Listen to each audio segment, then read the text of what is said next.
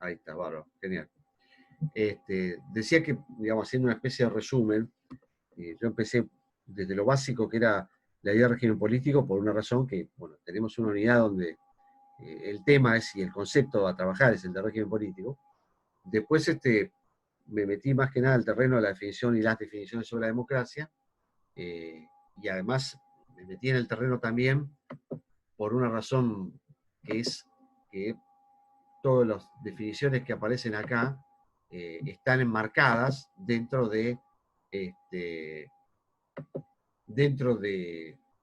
lo que es las definiciones de democracia, digamos, formal y sustancial, digamos, ¿no? Mirá que no veo la pregunta, dice, en la parte que el texto habla de los 6 puntos de la democracia, en el punto de acción alternativa, ¿qué se refiere con fuente de información alternativa que no estén bajo control? Ahora voy a llegar a ese punto. Ya voy a llegar a ese tema. Eso tiene que ver con un tema que es el acceso del público, digamos, a fuentes de información alternativa que tiene que ver con medios privados, básicamente, ¿no? Pero bueno, ya voy a llegar a ese punto. Entonces. No, lo que les decía entonces es que yo aproveché un poco las definiciones de Bobbio sobre lo que es la idea formal y sustancial, porque en definitiva, tanto la idea de poliarquía como la idea de democracia se encuadran dentro de esa definición formal una y sustancial la otra. Que de todas maneras, lo que yo quería marcar, y traté de marcar sobre todo al final de la primera parte, era esta idea de que se relacionan, tanto la definición formal como la sustancial se relacionan mutuamente, en el sentido de que, bueno, para cumplir determinados criterios que Dahl considera necesarios y suficientes para definir un proceso como democrático, bueno, tiene que desarrollarse cierto tipo de instituciones que lo hagan posible, ¿no es cierto? Pero bueno, ahora voy a explicar un poquito más a qué me refiero con esto, digamos, ¿sí? Yo lo que les decía recién es que en esta caracterización que hace Dahl de poliarquía, bueno, él marca 6 instituciones a partir de las cuales podemos hablar de que un régimen político puede ser definido como una poliarquía, ¿no? Entonces, por ejemplo, él pone, bueno, un primer caso o una primera institución tiene que ver con algo que él llama cargos públicos electos, ¿no? Una segunda institución que él considera central tiene que ver con lo que él define como elecciones libres e imparciales, ¿no?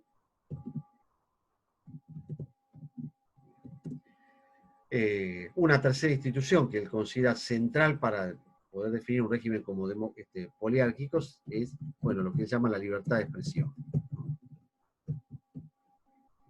Bueno, cuarto, el tema que mencionaba ahí, las fuentes alternativas de información, ¿no? ¿Sí? Bueno, el hecho de la posibilidad de la autonomía asociativa también, ¿no? O la autonomía de las asociaciones. ¿Sí? Y finalmente algo que él define como ciudadanía inclusiva, digamos, y ahora vamos a ver un poquito a qué se refiere con todo esto, ¿no? Eso, digamos, tiene que ver con su definición de lo que es la poliarquía, o lo que es un régimen democrático. Si él entiende que, bueno, un régimen político que, desde el punto de vista empírico, cumple con estas 6 condiciones, o con la mayoría de ellas, podemos afirmar que estamos en presencia de un régimen que podemos llamar como poliárquico, digamos, ¿no? ¿A qué se refiere acá con digamos, una poliarquía y con estos requisitos? Bueno, después tiene ahí una serie de definiciones sobre lo que es cada uno de estos criterios, ¿no? Por ejemplo, cuando él habla de cargos públicos electos, dice, bueno, el control de las decisiones políticas, administrativas y gubernamentales tiene que estar en manos de funcionarios que ocupan cargos públicos elegidos por los ciudadanos, ¿no? Con esto lo que él plantea es un poco la idea de que los gobiernos son democráticos y además son representativos, ¿no? La idea de la elección libre e imparcial, como está planteada ahí, y frecuente también, tiene que ver la idea que, bueno, quienes ocupan o acceden a cargos públicos van a ser elegidos en elecciones que sean frecuentes, que esté garantizada la imparcialidad en el desarrollo de la competencia electoral y que, bueno, en términos comparativos tenga relativamente bajos niveles de coerción, digamos, para decirlo en esos términos, ¿no? Es decir, bueno, que haya el mayor grado posible o el margen de libertad en términos de participación sea el más amplio posible y el margen de restricciones sea el menor posible en este sentido. Cuando acá se refiere a libertad de expresión, bueno, ahí a lo que se refiere sería que en un régimen que uno define acá como poliárquico, los ciudadanos tienen derecho a expresarse sin que esa expresión eh, tenga algún tipo de peligro de ser castigado de manera severa, o este, digamos, ser, no sé, llevado a prisión, o que eso implica algún tipo de pena de otro tipo mucho más drástica, ¿no? Y que en ese sentido la libertad de expresión sea amplia en la medida en que permita no solamente la crítica al gobierno, sino incluso hasta el propio sistema en general, digo, al sistema social o socioeconómico, al régimen político, ¿sí? A las ideologías predominantes, etcétera, etcétera, ¿no? Acá la idea es libertad de expresión en el sentido más amplio posible, sin el temor al castigo y sobre los más amplios tópicos, digamos, ¿no? Incluyendo el propio sistema político como tal y el sistema económico. El tema del acceso a la fuente de información, bueno, ahí a lo que se refiere, que a eso venía la pregunta, tiene que ver con un tema que es, bueno, que los ciudadanos en definitiva tengan la posibilidad de acceder a fuentes variadas de formación y de información, esto es, bueno, revistas, libros, telecomunicaciones, redes sociales, ¿sí? Muchas de estas condiciones que Dale está planteando, dice usted que las empezó a plantear allá por los años 50, 60, donde todavía no teníamos la explosión de las redes sociales, ni por asomo, digo. Internet empezó en los años 90. Así que esto todavía no estaba en la cabeza de nadie, digamos, ¿no? Con lo cual uno podría decir, bueno, acá también incorporó el tema la posibilidad de contar con fuentes de información alternativas más allá de las que puedan estar bajo el control del Estado o el control público, ¿sí? Es decir, la idea es decir acá que los ciudadanos tienen el derecho de, bueno, poder acceder a diferentes fuentes de información, incluidas las que tengan que ver o que estén en manos del Estado, ¿sí? Y circunstancialmente el gobierno y del gobierno que circunstancialmente conduce el Estado, ¿no? Y eso implica también poder acceder a otro tipo de medios, que sean medios que podríamos llamar medios de tipo privado, ¿no? Esto es, bueno, televisión, radio, medios audiovisuales, bueno, ahora tenemos streaming, tenemos una variedad de fuentes de información, algunas mejores y otras no tanto, pero que, bueno, pueden servir como para garantizar que el ciudadano cuente con fuentes alternativas de información, digamos, ¿no?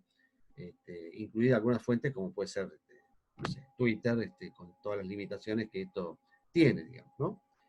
Si hoy el tema de contar con fuentes obviamente es mucho más variado y amplio de lo que era en los tiempos en los cuales Dahl plantea esta idea, ¿sí? El otro punto que aparece ahí, que es el de la autonomía de las asociaciones, ¿no es cierto? Bueno, acá lo que se está refiriendo Dahl es a la idea de que los ciudadanos puedan, tengan la libertad de, sin ningún tipo de temor al castigo, o ningún tipo de sanción, de formar asociaciones para defender sus intereses particulares. Y cuando él habla acá de asociaciones, se refiere a, bueno, el derecho de formar no solamente partidos políticos, sino asociaciones que expresen otro tipo de intereses sectoriales, ¿no? Sindicales, empresariales, etcétera, etcétera, ¿no? Asociaciones que defiendan otro tipo de derechos de la sociedad civil, etcétera, etcétera, ¿no? Es decir, acá la idea de la libertad asociativa o la autonomía de acciones es la idea de, bueno, que los ciudadanos puedan formar asociaciones que además sean autónomas respecto al Estado y que en definitiva la, la existencia, digamos, de esas asociaciones no sea algo dependiente de la buena o mala, digamos, voluntad de quienes circunstancialmente conducen el Estado, ¿no? Y lo último que aparece acá, que es esta idea de ciudadanía inclusiva, básicamente acá a lo que se refiere es la idea de que, bueno, en una comunidad política, todos o la mayor parte de los ciudadanos que la integran puedan ejercer su derecho político, bueno, en la medida que estén, por supuesto, sujetos a las leyes de un Estado determinado, y que tengan ciertos requisitos de residencia y que cumplan, digamos, con ciertos requisitos de residencia, ¿no? Bueno, en la medida que estén garantizadas esas condiciones, esos miembros de esa comunidad pueden disfrutar de los derechos políticos en el sentido más amplio, ¿no? Y esto involucra diferentes tipos de derechos, a su vez. Es el derecho a ocupar cargos públicos, el derecho a elegir a otros ciudadanos para ocupar cargos públicos, el derecho de participar en organizaciones políticas independientes. Es decir, acá es lo que está planteando un poco ya después, es la idea que esa idea de ciudadanía inclusiva es como una especie de condición a su vez de las anteriores. En el sentido de que, bueno, esos ciudadanos que viven en un determinado estado y que viven conforme a las leyes que establece ese estado, tienen una cantidad de derechos que involucran la posibilidad de ser elegidos para ocupar cargos públicos, la posibilidad de elegir a otros ciudadanos para ocupar cargos públicos, la posibilidad de formar asociaciones para poder participar o elegir a miembros de esas asociaciones, tener acceso a fuentes diferentes de información y, bueno, toda la gama de otros derechos, libertades y oportunidades que puedan ser en este caso necesarias para que una democracia pueda funcionar a una escala mayor que la escala del Estado Nacional, digamos, ¿no? O incluso a nivel del ámbito regional, porque bueno, también hay y se desarrollan procesos electorales en ámbitos de tipo regionales. Bueno, en Europa los ciudadanos votan no solamente para las elecciones de los estados, sino que, bueno, también votan elecciones para los miembros del Parlamento Europeo, ¿sí?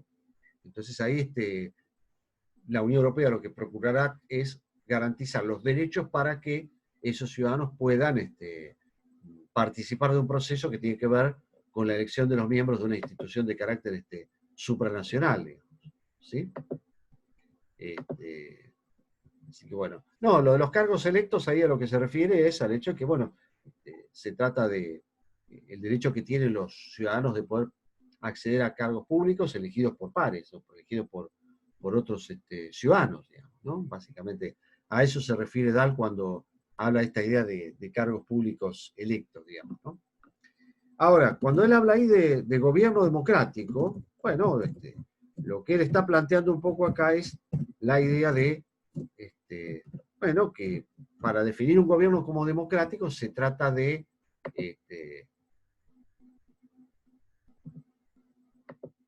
plantear 5 criterios, ¿sí?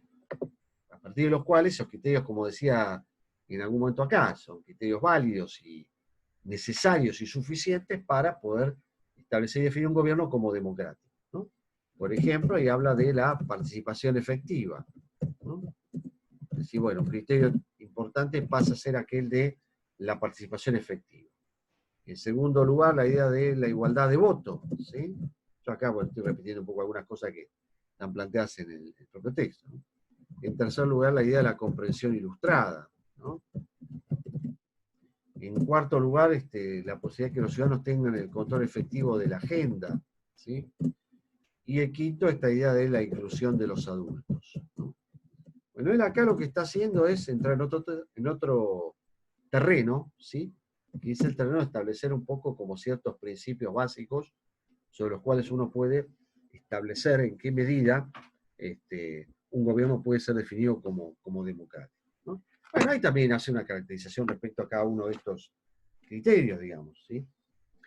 Cuando él se refiere a la idea de la participación efectiva, por ejemplo, hace referencia a esta idea de que, bueno, antes de que se lleve a cabo una decisión política o se adopte una política determinada, los ciudadanos o la mayor parte de ellos tienen que tener la oportunidad real y efectiva de poder expresar sus puntos de vista respecto a una política que va a ser conocida por los otros miembros y que va a ser aplicada para los otros miembros de una comunidad, digamos, ¿no? Es decir, acá lo que aparece muy presente es esta idea de, bueno, que los ciudadanos puedan efectivamente tener la oportunidad real de hacer conocer su punto de vista con respecto a una política que va a ser aplicada y que va a comprender a diferentes miembros de una comunidad como tal, ¿no? Cuando ahí él habla de la igualdad de voto, bueno, se refiere a esta idea de, bueno, todo ciudadano, todo miembro, tiene que tener igual y efectiva oportunidad de votar y que todos los votos sean contados como iguales. Esto es, igualdad de voto significa, si podríamos sintetizarlo en un lema corto, es un hombre, un voto. Esta es la idea que se plantea acá, ¿no? Y que en ese caso todos los votos valen igual, sea el voto de un desocupado o el voto de un empresario poderoso, ¿no? Esta es un poco la idea que él plantea en ese sentido, digamos, ¿no? Más allá que después hay otro tema, que es el tema de los intereses que pesan, pero bueno, esa es otra discusión. Pero lo que él un poco plantea acá la idea es que sí, bueno, en este caso todos los votos tengan el mismo peso dentro de lo que es un proceso decisorio a nivel electoral, digamos, ¿no? ¿Qué significa acá esta idea de la comprensión ilustrada?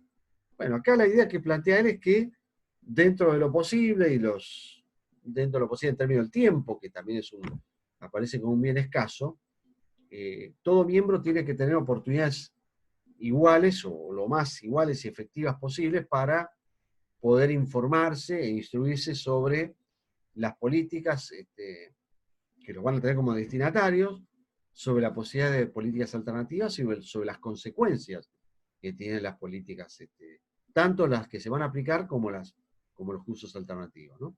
Es decir, acá lo que se plantea la idea es que, bueno, en un proceso que uno puede o quiere definir como democrático, los ciudadanos tienen que tener, digamos, la oportunidad como para poder conocer y evaluar el contenido y las consecuencias posibles de cualquier política y de políticas alternativas, digamos, ¿no?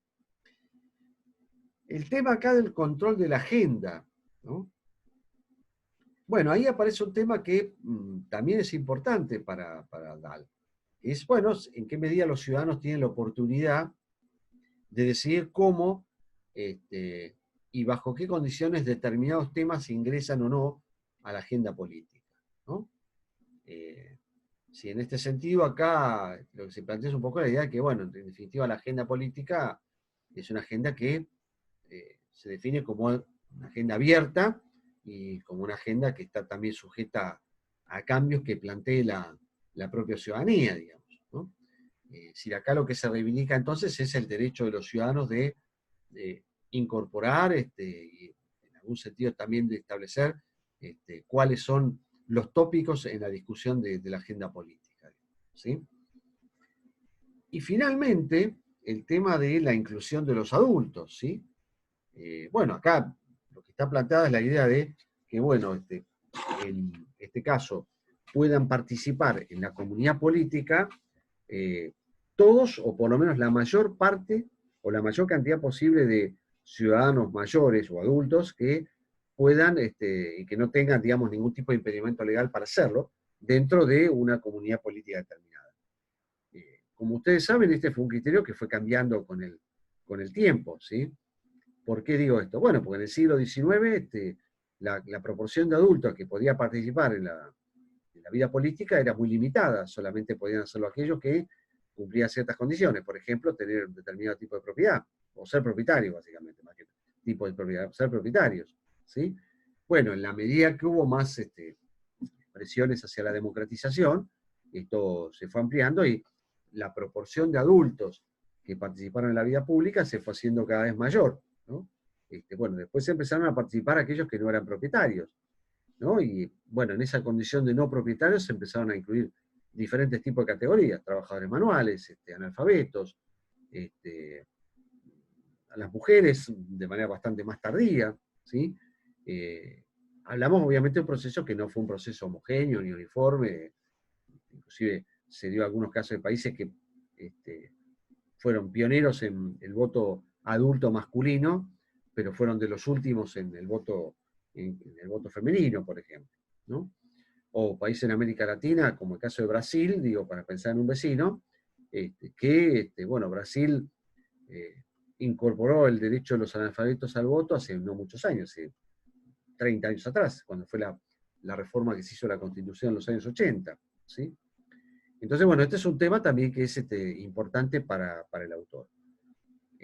Conclusión de esto, ¿cuál es? Bueno, en la medida que un gobierno, a través de sus diferentes instituciones, ponga en marcha y dé un efectivo cumplimiento de estos criterios, podemos decir que estamos en presencia de un gobierno democrático, digamos, ¿sí?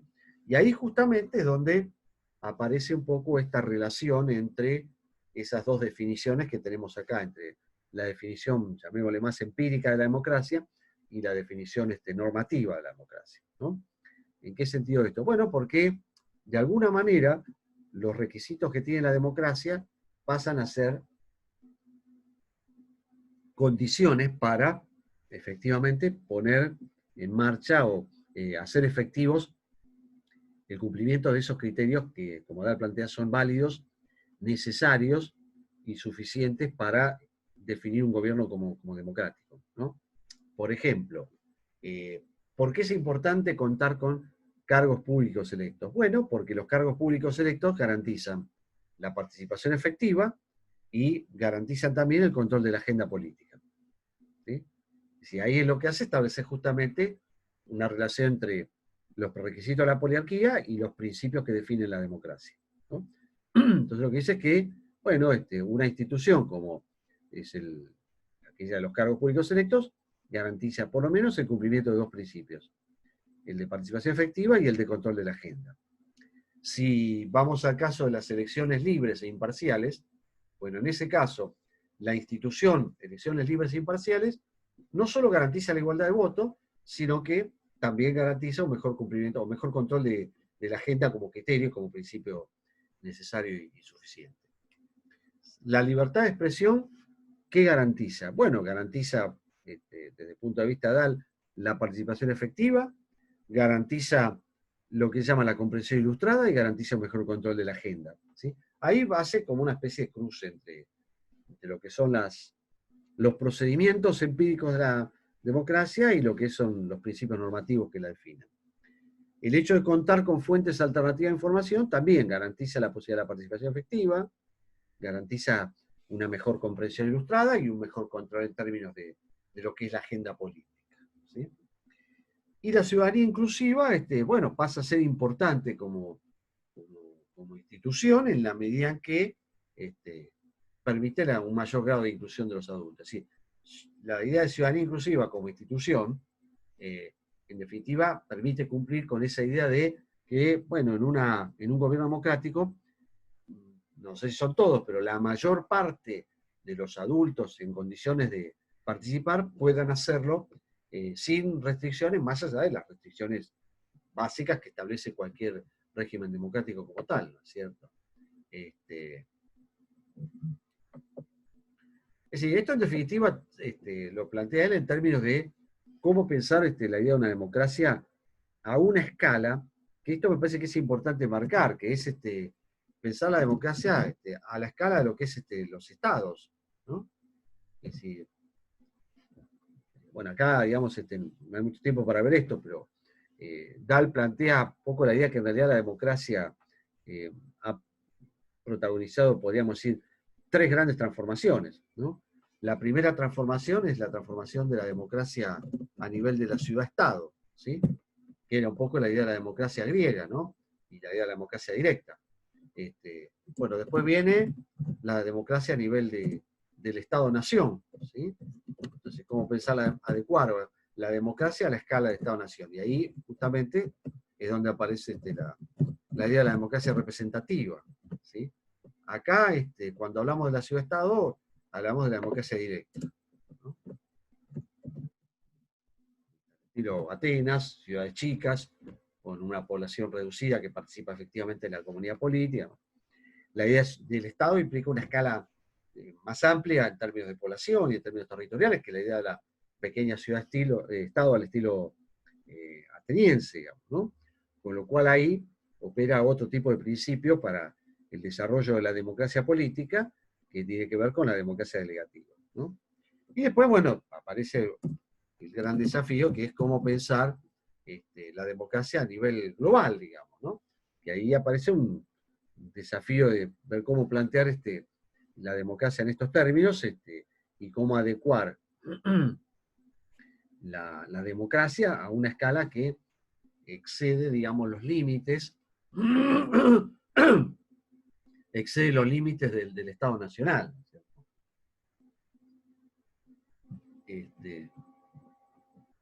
Una pregunta por ahí, ¿no?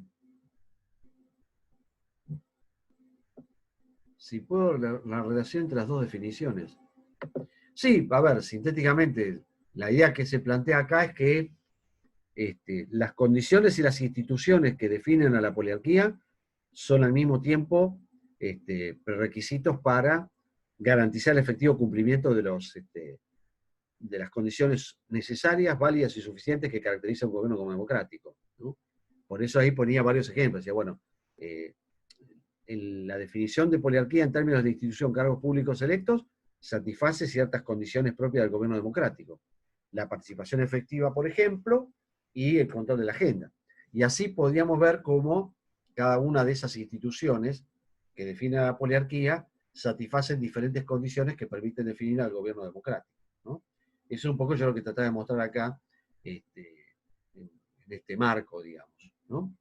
Y que esto en definitiva, digo, tiene que ver con una definición que es la idea de pensar la democracia a una escala que es la escala del Estado, ¿sí? Del Estado nacional, ¿no? El gran desafío que aparece planteado también es cómo pensar la idea de la democracia a una escala global y una escala que tenga que ver con unidades territoriales que excedan los límites del Estado-Nación, digamos, como tal, ¿no? Y ahí empieza todo otro desafío y toda otra discusión, ¿no? Esto en definitiva también tiene que ver con un tema, que es el tema de que la democracia tiene podríamos decir, sus imperfecciones, ¿no? La democracia también tiene sus limitaciones, porque digo, plantearse una cuestión de definiciones de tipo real e ideal de la democracia supone pensar que, bueno, de alguna manera hay, podríamos decir, alguna brecha, o por lo menos hay ciertas dificultades que permitan llevar a la práctica de manera pura el ideal democrático, ¿no? Por eso es que existen instituciones que intentan de alguna manera llevar a la práctica en la medida de lo posible el ideal de la democracia, ¿no? No obstante esto y no obstante estas dificultades, tienen que ver incluso con algo que algún autor, Norberto Bobbio, llamaba las promesas incumplidas de la democracia, ¿no? Lo que Bobbio planteaba en definitiva la idea de que estos criterios, como los que plantearía Dahl, son imposibles de cumplir de manera ideal, ¿sí? Uno puede aproximarse, pero no son criterios que uno pueda cumplir de manera cabal. De todas maneras, aún con esas promesas incumplidas y aún con las dificultades para llevar a la práctica el ideal democrático, Dahl no deja de reivindicar que la solución democrática es mejor que otras, ¿no? Y ahí plantea, yo digo, los voy a mencionar por cuestión de tiempo, 10 argumentos que él entiende que son razones valederas para sostener que la solución democrática es mejor solución que otras soluciones de carácter no democrático, ¿sí? Por ejemplo, yo las punteo, cito así casi textualmente, o textualmente, ¿para qué vamos a mentir en este caso, no? La primera dice, bueno, la democracia ayuda a evitar los gobiernos de autócratas crueles y depravados, ¿no? Entonces, bueno, si yo tomo una definición como esta planteada, diría, bueno, aún cuando en una democracia uno puede elegir un impresentable, bueno, de todas maneras tienen los procedimientos como para sacárselo encima de manera pacífica, ¿sí? Sí, bueno, probablemente Trump en Estados Unidos se resista a reconocer el resultado electoral, pero si no lo reconoce, bueno, puede generar un impasse institucional, pero el 20 de enero del año que viene se tiene que ir, ¿sí? Y se va a ir. Es decir, las democracias pueden dar lugar a que aparezcan impresentables como Bolsonaro, Trump o López Obrador, pero bueno, hay procedimientos que permiten sacarlos del poder de manera pacífica. Y eso es una diferencia importante respecto a alternativas no democráticas, ¿no? La segunda ventaja que plantea acá el autor es la idea de que, bueno, la democracia es mejor como solución. ¿Por qué? Porque le garantiza a sus ciudadanos una cantidad de derechos fundamentales que los gobiernos no democráticos no garantizan ni pueden garantizar. Este es un argumento bastante discutible, pero bueno, en principio es más probable que suceda esto en un gobierno democrático que en un gobierno no democrático. En tercer lugar, lo que plantea es la idea de que la democracia asegura a sus ciudadanos un ámbito de libertad personal mayor que cualquier alternativa factible a la misma. En cuarto lugar, la idea es que la democracia ayuda a las personas a proteger sus propios intereses fundamentales, ¿no? En quinto lugar, solo un gobierno democrático puede proporcionar oportunidad máxima para que las personas ejerzan la libertad de autodeterminarse, es decir, que vivan bajo las leyes de su propia elección, ¿no? Obviamente que esto lo pensamos dentro de condiciones que tienen que ver con condiciones de normalidad, si se quiere, ¿no? Bueno, en contextos de excepción, obviamente que muchas de estas condiciones se ven severamente limitadas, ¿no? Fíjense, digo, ayer salió DNU 641, muchachos, no nos podemos reunir en la casa, si no nos aplican el 205 del Código Penal, digamos, ¿no? Bueno, el DNU 641 vendría a atentar bastante contra el punto 5, por lo menos. 6 dice acá, bueno, solamente un gobierno democrático puede proporcionar una oportunidad máxima para ejercitar la responsabilidad moral, ¿no?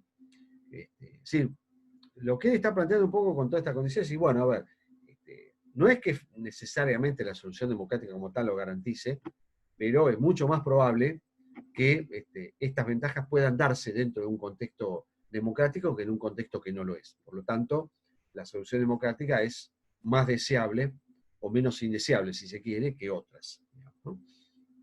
Yo decía, bueno, si solamente un gobierno democrático puede proporcionar una oportunidad máxima para ejercitar la responsabilidad moral, ¿sí? 7 dice, bueno, una democracia promueve el desarrollo humano más plenamente que cualquier alternativa factible. Un poco la idea que, bueno, acá la democracia genera mejores condiciones para el desarrollo autónomo de los ciudadanos que una alternativa no democrática, ¿sí? 8 dice, solo un gobierno democrático puede fomentar un grado relativamente alto de igualdad política, ¿no?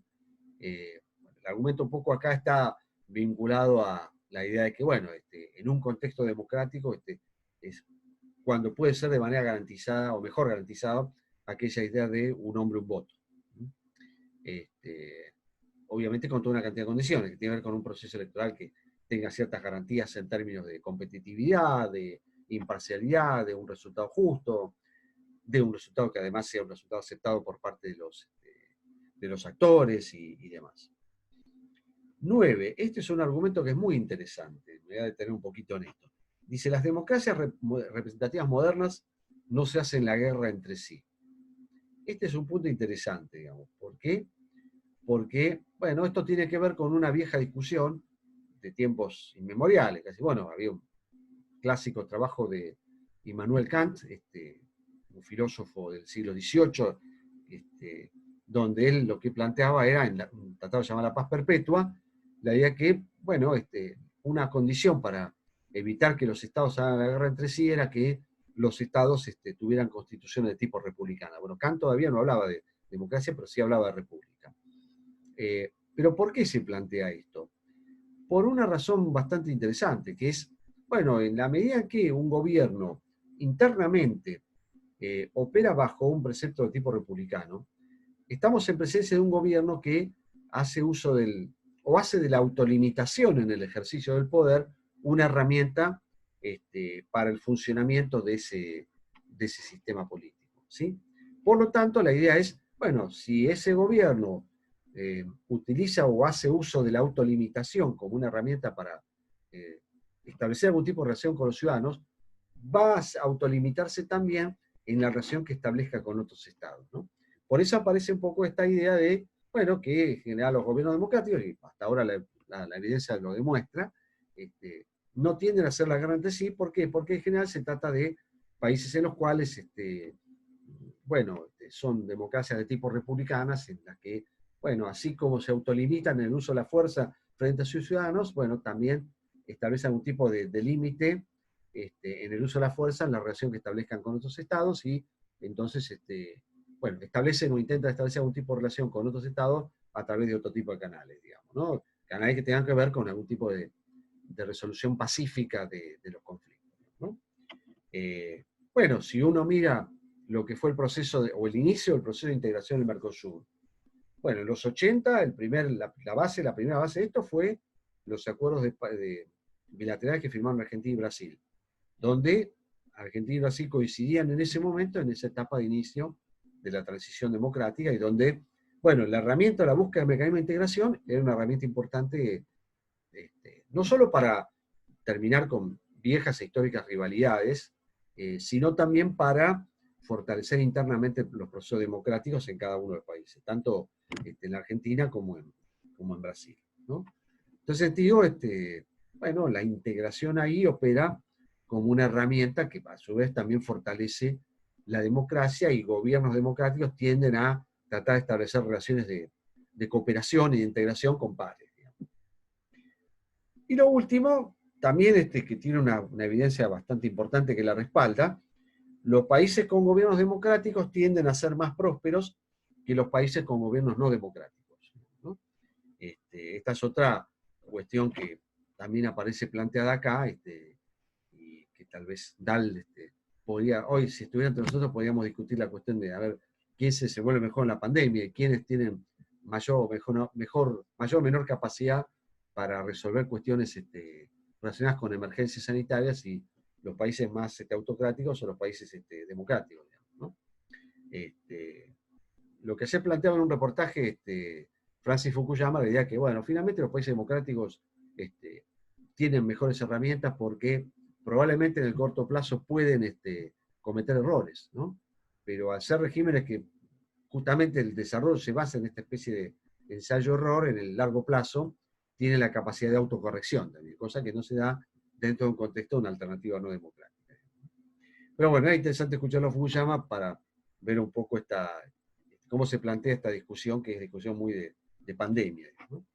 Así que bueno, en definitiva acá lo que está planteado es esta idea de que, bueno, a pesar de las dificultades y hasta de algunas brechas y de promesas incumplidas por parte de la democracia, no obstante ello, bueno, la democracia se presenta como una solución mejor que otras alternativas no democráticas, digamos, ¿no? Así que bueno, bueno, esto un poco para cerrar el tema, que ya queda poquito tiempo también. Lo que vamos a ver en la clase que viene es un texto de Liebhardt para ver modelos de democracia, ¿sí? Que ahí, bueno, vamos a ver un poco cómo ha sido toda esta investigación, y, bueno, continuaremos viendo un poco la cuestión de la democracia más allá de lo que es las definiciones que Dahl plantea como tal. Así que, bueno, los dejo, que tengan buen fin de semana, y, perdón, buen fin de semana no, esto fue un acto fallido. Que tengan buena semana, quería decir, y nos vemos entonces el jueves, ¿no? Gracias. Nos vemos, ¿eh? Alguien me preguntaba por el tema de la clase está colgada en el aula, te diría que la busque, no me acuerdo de memoria, pero fíjate que las clases están todas colgadas, las anteriores están todas en la unidad 3.